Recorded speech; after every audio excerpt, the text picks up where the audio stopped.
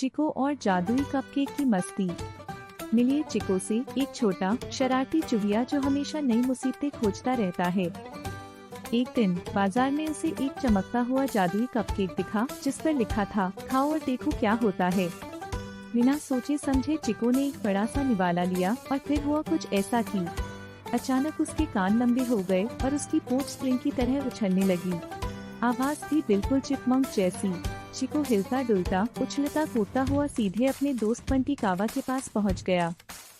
बंटी ने चिको को देखकर जोर से हंसते हुए कहा, चिको, तू चूहा है या सर्कस का जोकर? चिको ने शीशा देखा और खुद भी हंसते हंसते लोटपोट हो गया। लगता है ये कपकेक का असर है। बंटी बोला, फिर एक और खा ले, शायद फिर से नॉर्मल हो जाए। चिको ने फिर एक बड़ा निवाला लिया। इस बार उसके कान पैराशूट बन गए और वह हवा में उड़ने लगा। बंटी चिल्लाया, भाई ये तो सुपर चूहा बन गया। अब चिको हर दिन एक कपकेक खाता है और नए एडवेंचर्स पर निकल पड़ता है। कभी उड़ता, कभी उछलता, कभी कभी तो वह अदृश्य भी हो जाता है। क्या आपने कभी ऐसा चूहा देखा है? लेकिन ध्यान रखना, जादुई कपकेक कभी भी बिना सोचे मत खाना, वरना आपकी जिंदगी एक सर्कस ही बन जाएगी जहां हर दिन नई मस्ती और शरारतें होंगी।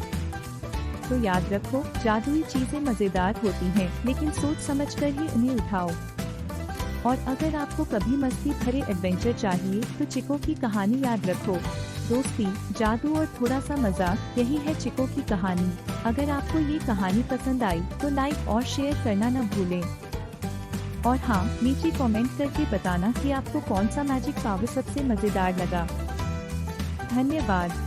अगली बार फिर मिलेंगे एक नई मजेदार कहानी के साथ। तब तक खुश रहो और मस्ती करो।